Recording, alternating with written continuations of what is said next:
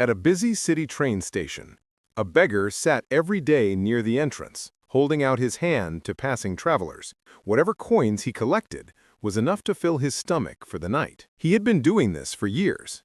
Same spot, same routine, same life. One bright morning, while calling out to people for alms, he saw a tall man in a neat suit walking briskly toward the platform. The beggar thought, "That man looks rich. Maybe he'll give me something good." He got up and said politely, "Sir, could you spare some change?" The man stopped and looked directly into his eyes. Then, in a calm but firm voice, he asked, "You always sit here begging, don't you? Tell me something. Have you ever given anything to anyone?" The beggar froze. He had never heard such a question before. Embarrassed, he replied softly, "Sir, I'm a beggar. I only ask. I have nothing to give." The man smiled faintly. "That's why you always stay where you are," he said. "If you can't give, you don't deserve to receive. I'm a businessman. I believe in exchange. If you have something to give, only then can you truly receive." Without another word, the man boarded his train and disappeared. The beggar sat quietly,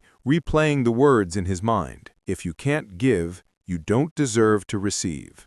Those words pierced his heart like arrows. That night, lying under the dim light of the station, he couldn't sleep. "Maybe I don't get much, because I never give anything," he thought. "But what can I give? I have nothing but my torn clothes and an empty bowl." Days passed. The thought haunted him constantly. On the third morning, as he sat on the station steps, he noticed a few colorful flowers blooming near the fence. Their bright petals danced in the wind. An idea struck him. What if I give people flowers in return for their kindness? His eyes lit up. That very day, he picked a few flowers, sat at his usual spot, and began his new way of begging. When someone dropped coins into his bowl, he smiled and offered them a flower. People were surprised and delighted. Some tucked the flowers into their pockets. Others pinned them to their clothes. They smiled back at him, and many gave him more than before. He realized something magical. People love to give when they receive joy in return. From that day, it became his habit.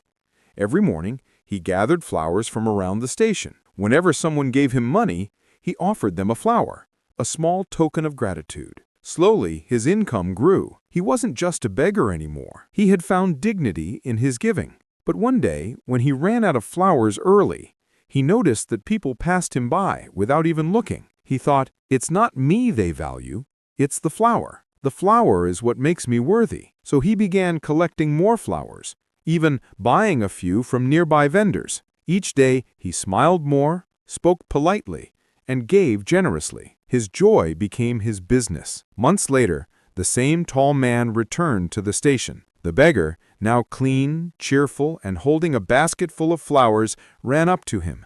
"Sir," he called, "today I can finally give you something." The man stopped, smiled, and said, "Ah, you're still here." The beggar shook his head proudly. "Not the same way, sir. You taught me that giving is the first step to receiving. Now I sell flowers. Or maybe I should say, I share them." He handed him a flower. The man looked impressed. "So, you've become a businessman after all."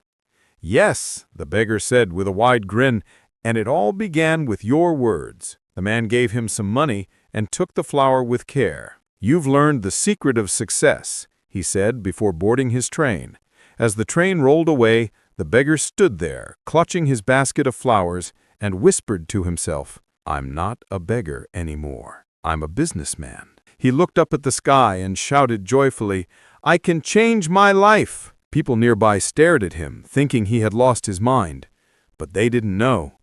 That was the moment he truly found himself. The next morning, he didn't return to the platform.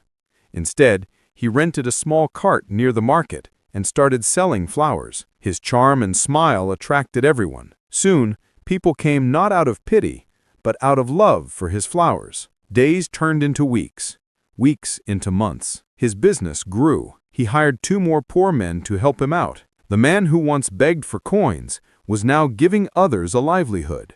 One afternoon, on a train bound for another city, 2 well-dressed men met. One looked at the other and said, "Have we met before?" The other smiled and replied, "Oh yes, twice." The first man looked puzzled. Twice? When? The other man leaned back and said, "The first time, I was a helpless beggar asking you for money. The second time, I sold you a flower. And today, I'm a businessman, traveling to expand my flower business." Recognition dawned on the man's face. He laughed and said, "So it's you! I can't believe how far you've come." The former beggar smiled gently. "You showed me the law of life. We only receive when we give." That truth changed everything. My flowers were simple, but they carried love. People didn't give me alms anymore, they paid me with joy. The two men shook hands warmly as the train rumbled forward. Outside, the sun was setting, painting the sky with golden light. The businessman looked out the window and whispered, "Everything changes when the mind changes. If we see ourselves as weak, we remain weak. But when we see our worth, success follows naturally." Moral of the story: life runs on the rule of give and take. When we learn to give kindness, respect, effort, or gratitude, life finds a way to reward us in return.